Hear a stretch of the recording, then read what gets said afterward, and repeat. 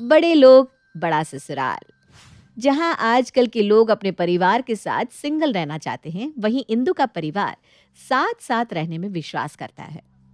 इंदु के दूर दूर के रिश्तेदार भी इंदु के घर के सटा घर खरीद लेते हैं और उसके घर के साथ जोड़ लेते हैं और साथ में ही रहने लगते हैं। एक रोज इंदु की ननद सुनैना की बेटी नैना को लड़के वाले देखने के लिए आते हैं। इंदु भाग दौड़ में लगी रहती है।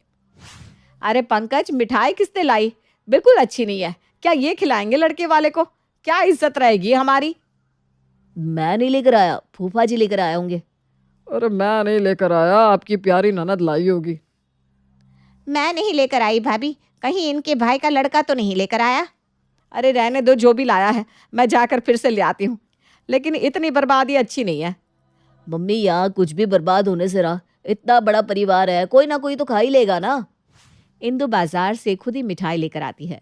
शाम को लड़के वाले वहां 4 आदमी के साथ आते हैं। वहीं 100 आदमी उनके स्वागत के लिए खड़े थे। इतने लोगों को एक साथ देखकर शैलेश का पिता इंदु से कहता है, बहन जी, इतने लोगों को बुलाने की क्या जरूरत थी? अरे नहीं नहीं भाई साहब, ये कोई बाहर के लोग नहीं है, ये सब हमारे परिवार के लोग ही हैं। लड़के वालों की आंखें बड़ी हो जाती है और शैलेश की माँ कहती है, ये परिवार नहीं, पूरा मोहल्ला लग रहा है। हमारे मिसेस को मजाक करने की आदत है। परिवार काफी बड़ा है आपका। ऐसा घर कहाँ देखने को मिलता है अब। जॉइंट फैमिली, वो भी इतने दूर दूर के रिश्तेदार, सब एक साथ ऐसे रहते हैं जैसे फेविकोल के लगी प्लाई। हाँ, सो तो है। आजकल तो गांव में भी ऐसी जॉइंट फैमिली देखने को नहीं मिलती। अब लोग अंदर तो आइए, गेट पर ही खड़े रहेंगे क्या? लड़के वाले घर के अंदर आते हैं।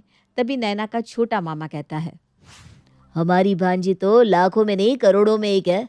देख लीजिए, हमारी तरह आपके घर को भी फेविकोल की तरह जोड़े रखेगी। हाँ, लग तो रहा है भाई। भाई साहब, खाना तो खाइए, हमारी बच्ची ने अपने हाथों से बनाया है। शैलेश के घर वाले खाने को जैसे ही कुछ उठाते हैं, कभी कोई तो कभी कोई बच्चा वहां आ जाता है और खाने को हाथ लगाने लगता है। पहले बच्चों को दे दीजिए, वरना मुझसे तो खाया नहीं जाएगा। तभी नैना कोल्ड ड्रिंक लेकर वहां आती है और शर्माते हुए कहती है, बच्चों यहाँ आओ, मैं तुम लोगों को देती हूँ। नैना सब बच्चों को नाश्ता देती है। लड़के वालों को एक एक करके अलग अलग से चाय के साथ नाश्ता देती है। इंदु कहती है, बहन जी, हमारी नैना खाना बहुत अच्छा बनाती है, ये सब नैना का ही बनाया हुआ है।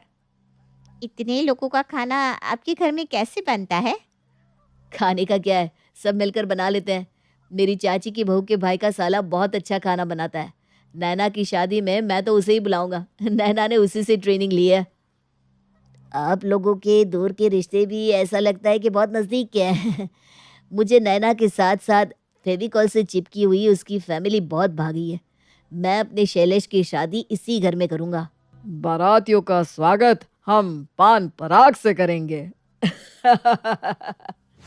नैना और शैलेश की शादी पक्की हो जाती है। सब वहीं नाचने लगते हैं। शादी के महीने भर पहले सब रिश्तेदारों को बुलाना होगा, तभी तो मजा आएगा। सब रिश्तेदार तो यही है, अब कौन बचा है? आपका घर किसी बारातियों से कम है क्या भाई साहब? बाकी है जी, मेरी बहन का परिवार, मेरे भाई का परिवार, मेरी मौसी का परिवार। वो मुन्ना मामा का परिवार, वो बिल्ली मौसी की बुआ का लड़का, उसे बुलाना मत भूलना फूफा जी। उसने कितना किया था हमारा जब हम उसके घर गए थे। अरे उसे मैं कैसे भूल सकता हूँ। शैलेश के घर वाले इन लोगों की बात सुनते रह जाते हैं। शैलेश का पिता कहता है, हम लोग चलते हैं, आप लोग मेहमान की लिस्ट बना लीजिए तब तक। शैलेश के घर वाले चले जाते हैं। तभी मुन्ना कहता है, अमरूद के पेड़ से अमरूद किसने तोड़े? क्या अमरूद नहीं है? अब मैं क्या खाऊंगा? ये कोई बात थोड़ी ना है। मैं क्या खाऊंगा? कितनी मेहनत की है मैंने इस पेड़ को बड़ा करने में। किसने तोड़े अमरूद? अरे मैंने नहीं तोड़ा, मुन्ना के पापा से पूछ ले, शायद उन्होंने तोड़ा होगा। अरे मैंने नहीं तोड़ा, मौसी की बहू ने तोड़ा होगा, उनसे पूछ लो। मैंने नहीं तोड़ा, मुझे तो पता ही नहीं कि किसने तोड़ा। तभी नैना अपने सिर पर हाथ रख लेती है। फिर सब चालू हो गए। खा लिए तो खा लिए, जब तक पता चलेगा तब तक नया अमरूद उग जाएगा। आज तक इस घर में कभी कुछ पता चल पाया है जो अब पता चलेगा? अब साथ में रहना है तो इन बातों को इग्नोर तो करना ही होगा। इंदु अगले ही दिन पंडित जी को बुलाकर शैलेश और नैना की शादी की तारीख निकलवाती है।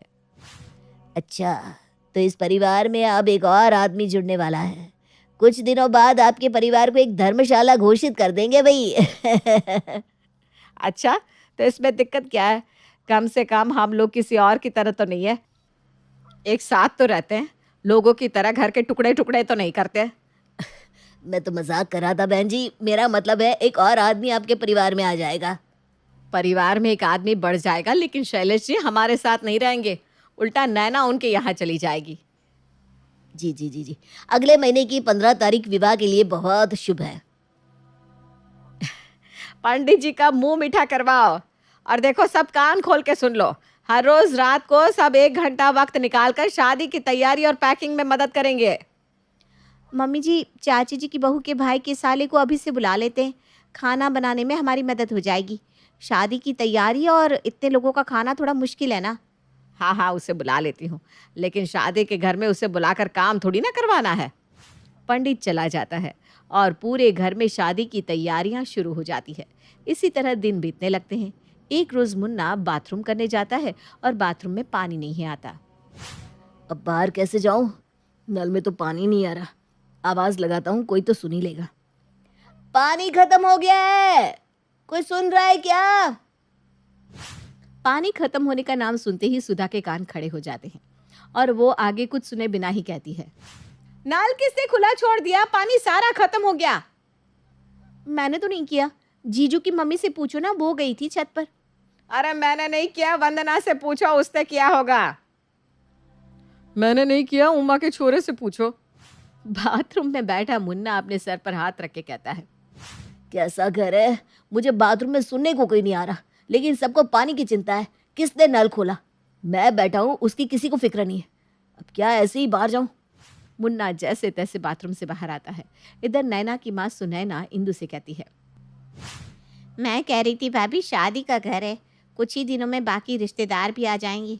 घर में 2 ही बाथरूम है, कैसे चलेगा? अरे नाना जी, कौन सा सबको पूरे दिन बाथरूम में ही रहना है? हो जाएगा, आप बेफिक्र रहो। जहाँ इतने लोग रह रहे हैं वहाँ 50 लोग और सही।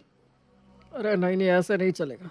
ऐसे ही रोज सुबह सुबह बाथरूम की भाग दौड़ लगी रहती है। कम लोग नहीं है कि 50 और बढ़ जाएंगे, फिर क्या होगा? ऊपर से पानी की समस्या है सो अलग। एक बाथरूम बनवा लेते हैं, नहीं तो धर्मशाला का करना पड़ेगा। पानी भी 2-3 टाइम चढ़ाना पड़ेगा, नहीं तो शादी का काम होना मुश्किल हो जाएगा। पता चला बाराती दरवाजे पर खड़े हैं और कोई तैयार ही नहीं हुआ, तब इज्जत क्या रह जाएगी भाभी आपकी? अभी सब बोलते हैं फेविकॉल से जुड़ी फैमिली, फिर कहेंगे कैसी है ये फैमिली? इससे तो अच्छा सब अलग अलग रहते। अरे ऐसा मैं नहीं होने दूंगी। आज ही मैं 1 नहीं 2 बाथरूम बनवाती हूँ। पानी का मोटर भी बदलवा लेती हूँ, फिर पानी की भी दिक्कत नहीं होगी। इतने में ही पंकज वहाँ आता है। अरे मेरी बाइक कौन लेकर गया है? अब मुझे दुकान जाना है, कैसे जाऊं मैं? अरे शांति रख बेटा, घर का ही कोई आदमी लेकर गया होगा। ठीक है, लेकिन पूछना तो चाहिए ना कौन ले गया है। बुआ, तुमने देखा है कौन मेरी गाड़ी लेकर गया है? नहीं तो मैंने नहीं देखा, चाची के बेटे से पूछ लो ना।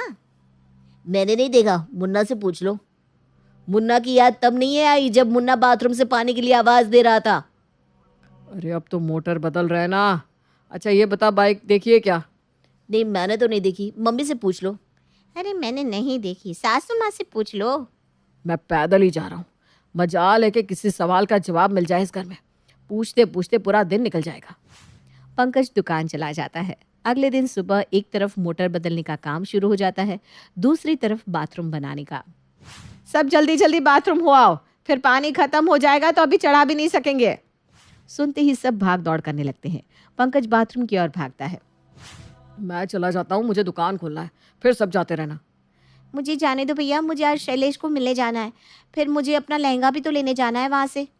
अरे बाबा, तू मेरे बाद में चली जाना, मुझे जाने दे पहले। दोनों में बहस होने लगती है। इतने में कोई और ही बाथरूम में चला जाता है। 2 लोगों के झगड़े में बिल्ली रोटी खा जाती है। एक दूसरे को जाने देते तो दोनों की सहूलियत होती ना। अरे कौन है बाथरूम में? जल्दी निकलो वरना मैं गेट खोलकर अंदर आ जाऊंगा। सब हंसने लगते हैं। अरे मुझे मत हंसाओ वरना मैं यहीं कर दूंगा। अरे बाबा, जो है निकल जाओ, वरना ये तो बचपन से ही बेशर्म है। तभी बाथरूम से आवाज आती है, ताई जी मैं भी बेशर्म ही हूँ। बाबा रे, अब तो लगता है एक और बाथरूम बनवाना ही होगा। इंदु अपने काम में लग जाती है। अब रोज सब 1 घंटा निकालते हैं और नैना की शादी की तैयारी करते हैं। मैं तो लहंगा पहनूंगी। भाभी, पहनने लायक इंसान भी होना चाहिए। कहा है आप अपनी बेइज्जती करवाने में लगी हो। दुल्हन की जगह तुम ही लहंगा पहन लेना मम्मी। अरे चुप कर, अब तू भी बोलेगा? तुझे ही अब पहना देती हूँ मैं। एक रोज रानी कहती है, दीदी सिलेंडर ख़त्म हो गया है, अब खाना कैसे बनेगा? ऊपर से चम्मच गायब है। सब अपने अपने कमरे में ही खाकर चम्मच रख देते हैं, ये नहीं कि मांजने को रखे। खाना देने में मुझे कितनी दिक्कत होती है। क्या सिलेंडर खत्म हो गया इतनी जल्दी? अभी तो शादी की रस्में चालू भी नहीं हुई, फिर कैसे खत्म हो गया? 5 दिन नहीं हुआ अभी तो। अभी सारे रिश्तेदार भी आने बाकी है। मैं सिलेंडर नहीं लाने वाला, लूटवा कर मानोगी क्या? इस बार कोई और लाएगा। चाचा जी, पिछली बार मैं ही तो लाया था। मैंने तो नहीं कहा कि मैं हमेशा सब्जी लाता हूँ। सब्जी का खर्चा कितना है आपको पता है? तुम लोग कैसी बात कर रहे हो? शादी का घर है, कोई सुन लेगा तो क्या सोचेगा? सब अपने ही तो है, फिर भी तुम लोग इस तरह से कह रहे हो। रानी, सिलेंडर के पैसे मैं दे रही हूँ, तुम अभी सिलेंडर मंगवा लो। और सबसे मैं खाने की मेज पर बात करती हूँ। ठीक है दीदी। माँ, कब तक तुम इस घर को जोड़े रखोगी? अब फेविकोल की सटने की ताकत खत्म हो गई है। जब तक इंदु है, ये घर एक ही रहेगा, भले मुझे इसके लिए कुछ भी करना पड़े। दोपहर में खाने की मेज पर जब सब बैठे होते हैं, सब अपने अपने कमरे में चम्मच छुपा कर रखते हैं। ये कोई अच्छी बात है क्या? सब चम्मच लाकर रसोई में रखो, वरना चम्मच के सबको 500-500 करके देने होंगे। खाने में मज़ा नहीं आ रहा, अचार दो ना मम्मी। सुधा अचार लेने छत पर जाती है, लेकिन छत पर अचार नहीं मिलता। वो दौड़ती हुई छत से आती है। इस घर में आदमी कुछ रख ही नहीं सकता। मेरा बच्चा कुछ नहीं खाता, इसलिए मैंने उसके लिए अचार लगाया है, और किसी ने वो अचार भी उठा कर रख दिया। कोई खुद तो अचार लगाते नहीं, और मैं लगाती हूँ तो सब चोरी कर लेते हैं। चोर किसको कह रही है? देख लो जीजी, आप कहती हैं सबको लेकर चलो, और आपकी बहू हमें चोर कह रही है। आपने नहीं चुराया तो आपको इतना गुस्सा क्यों आ रहा है? किसी ने देखा है कौन ले गया मेरे अचार को? मैंने तो नहीं देखा बहू, नैना ने देखा होगा। वो ऊपर अपने बाल सुखा रही थी ना। नहीं, मैंने नहीं देखा। मम्मी ने देखा होगा शायद। मैंने देखा, पंकज को मैंने छत से उतरते देखा, तो उससे पता होगा। अब मेरे लिए यही काम नहीं बचा कि अचार कौन ले गया ये भी मैं ही देखूं। रहने दो, मेरा पेट भर गया मम्मी। अचार मांग कर लगता है मैंने पाप कर दिया। इस घर में कभी कुछ पता चल सकता है क्या? अब मुझे साथ में नहीं रहना जब मेरे बच्चे को ही भूखे रहना पड़ता हो। इस तरह झगड़े झंझट में दिन बीतने लगते हैं और नैना की शादी का दिन आ जाता है। शादी की सुबह नहाने की भाग दौड़ होती है। सब खुद तैयार होने में लगे रहते हैं और नैना की किसी को कोई फिक्र नहीं होती। गुस्से में सुनैना कहती है, भाभी ये क्या है? आज नैना की शादी है, जब दुल्हन ही तैयार नहीं रहेगी तो सब तैयार होकर क्या करेंगे? आपको अगर यही करवाना था तो कह दिया होता। मैं अपने ससुराल से ही अपने बच्ची की शादी करती। मेरे मेहमानों को तो कमरा तक नहीं मिला। दीदी, नैना को मेरा कमरा दे दो, वो नहा लेगी मेरे कमरे में और तैयार भी वहीं हो जाएगी। इतने में सुनैना की एक मेहमान वहां आती है। कैसी जगह रुकवाई हो हमें? मेरे बैग से मेकअप का सामान गायब हो गया, अब मैं तैयार कैसे होंगी? तभी दूसरी गेस्ट आकर कहती है, सुने ना, कैसे मायके वाले हैं तेरे? मेरे बालों की क्लिप भी चोरी कर ली। नहाते जाते वक्त मैंने क्लिप को बेड पर रखा था, और आई तो क्लिप का नामो निशान नहीं। इतने में रानी आकर कहती है, जी आपने मेरी साड़ी देखी है क्या? मेरी साड़ी नहीं मिल रही। अब मैं शादी में क्या पहनूंगी? कहीं आपकी किसी गेस्ट ने चुरा तो नहीं ली? सच्चे माल की साड़ी थी मेरी। अरे मेरी माँ की आखिरी निशानी थी। सुनैना कुछ कहती उससे पहले सुनैना के गेस्ट रानी पर झपट पड़ते हैं। हमें चोर कहती है, खुद चोरनी, और दूसरे को कहती है हमारा कमरा तक छीन लिया। मेरे कपड़े नहीं मिल रहे, ना ही हमारी ज्वेलरी। एक साड़ी के लिए इतना तमाशा कर रही है, क्या पता खुद ही छुपा कर रख दी हो और हमसे कह रही है ताकि नई साड़ी मिल सके। दीदी ये कुछ ज्यादा ही बोल रहे हैं, इन्हें चुप करवा लीजिए, वरना मैं यहाँ से चली जाऊंगी। शादी अटेंड नहीं करूंगी मैं। भाभी, आपकी भांजी की शादी है और आप है कि बच्चों की तरह कर रही हैं। शादी के घर में तू मैं होती जा रही है, अब मिट्टी डालो। दीदी सब कुछ मैं ही समझूं? आपके ससुराल वाले मुझ पर कैसे कैसे इल्जाम लगा रहे हैं, वो कुछ नहीं। सुनैना दुखी हो जाती है और इंदु से कहती है, भाभी मैं तो परेशान हो गई हूँ। आपके कहने पर मैंने नैना की शादी यहाँ से की, क्योंकि नैना बचपन से आपके यहाँ रहती है। अब ये हंगामा आप ही संभालो। जॉइंट फैमिली को लेके चलना बहुत मुश्किल है। आप रुको, मैं देखती हूँ। इंदु सबके सामने हाथ जोड़कर कहती है। कृपा करके जैसे भी हो आप लोग मैनेज कर लीजिए। मेरी नैना की शादी में कोई परेशानी नहीं होनी चाहिए। रानी, अब इस फेविकोल से जुड़े परिवार को अलग करना ही होगा। सब जाकर जल्दी से तैयार हो जाओ। दीदी आप भी तैयार हो जाओ। नैना मेरे कमरे में तैयार हो रही है। बारात दरवाजे पर आ जाती है। इंदु अपने जुड़े हुए परिवार के साथ बारातियों का स्वागत करती है। शैलेश का पिता कहता है, आप लोगों को देखकर मुझे लग रहा है कि मैं भी अपने परिवार को आपकी तरह रख सकूं एक साथ। बारात लेकर हम आए हैं, लेकिन बारातियों की तरफ भीड़ आप लोगों के यहाँ है। हम 50 और आप लोग 150। हमारी लाडली है ना नैना, तो ऐसे स्वागत करना तो बनता है। बारातियों का स्वागत बहुत अच्छे से होता है। फेरे शुरू होते हैं और पंडित जी कहते हैं, दुल्हन की मांग में सिंदूर भरो। सिंदूर का नाम सुनते ही सब एक दूसरे का मुंह देखने लगते हैं। धीरे से सब एक दूसरे के कान में कहते हैं, सब चीज़ आ गई, लेकिन सिंदूर ही रह गया भाभी। अब पंकज को कहो ना सिंदूर ले आए। सिंदूर दान में इतनी देरी नहीं होती है। आपके परिवार का इतना नाम है, फेविकोल से जुड़ा परिवार, और इतने लोग मिलकर एक सिंदूर नहीं ला सकते? बस अभी ला रही हूँ। पंडित जी की बात सुनकर रानी खुद के लिए लाया हुआ नया सिंदूरदान शैलेश को देते हुए कहती है, अब हमारी भांजी की मांग भरो। पंडित जी, फेविकोल से जुड़े इस परिवार में सब एक दूसरे के लिए हमेशा खड़े रहते हैं। पंडित जी का मुंह बन जाता है। इंदु और सुनैना रानी से कहती हैं, आज तुमने मेरी इज्जत बचा ली। नैना के ससुराल में आपने उसकी इज्जत बढ़ा दी। शादी बहुत अच्छे से हो जाती है। नैना के ससुराल वाले इंदु के जॉइंट परिवार की बहुत तारीफ करते हैं। बहन जी, आपके परिवार की तरह परिवार मैंने कभी नहीं देखा। खातिरदारी से तो मन खुश हो गया। आप जैसे समधी बहुत सौभाग्य से मिलते हैं। हम भी आपके घर में रिश्ता जोड़कर धन्य हो गए हैं। नैना विदा होकर चली जाती है और इंदु सबसे कहती है, मैं ही जानती हूँ ये शादी मैंने कैसे करवाई है। अब मैं इस घर का बंटवारा कर दूंगी। सब अलग अलग रहेंगे तो किसी को किसी से कोई शिकायत नहीं होगी। इंदु की इतना कहते ही सब एक साथ बोल पड़ते हैं, हमें अलग नहीं होना है। हम सब एक साथ रहना चाहते हैं। ये फेविकोल की जोड़ कभी नहीं टूटेगी।